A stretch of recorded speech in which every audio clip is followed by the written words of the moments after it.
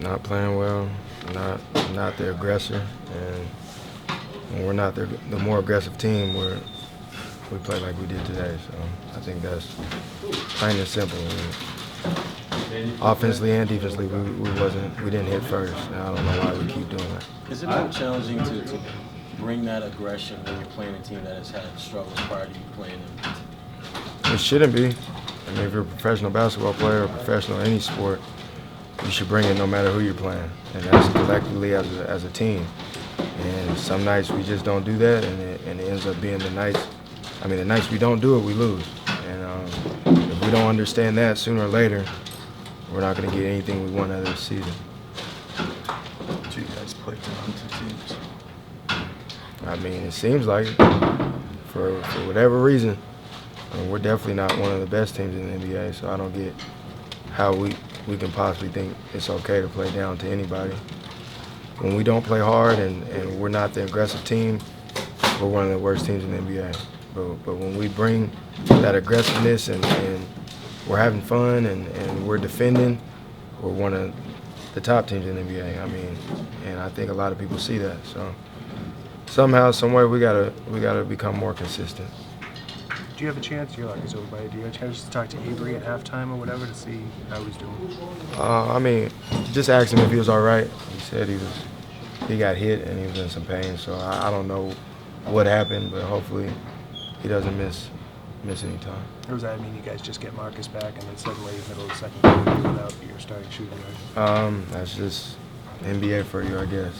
Next man up. Marcus did a hell of a job. And we missed that about him. So. Isaiah, what do you guys do?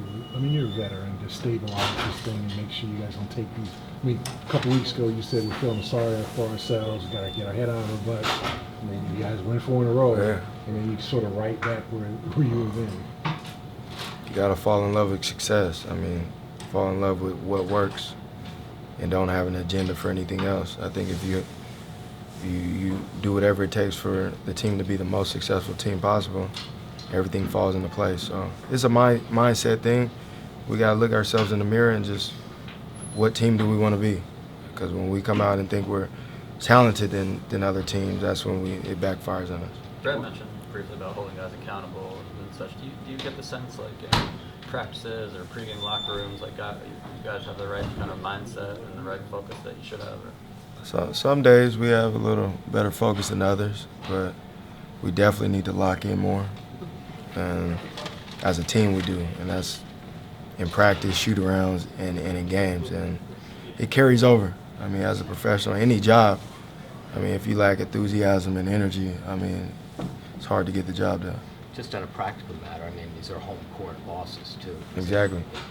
So there's no excuse. I don't know what it is. Last minute, but last minute there, it's kind of frantic back and forth. You guys are trying to make a comeback.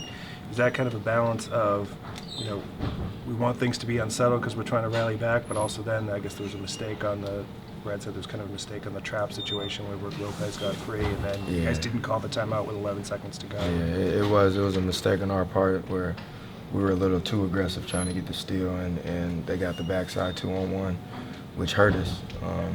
It's little things like that where we just have to lock in. Brad told us to do one thing, and we as a group, we were too aggressive. We tried to get the steal even though it wasn't there, and they hurt us. Isaiah, how has Marcus's energy been an impact since his return?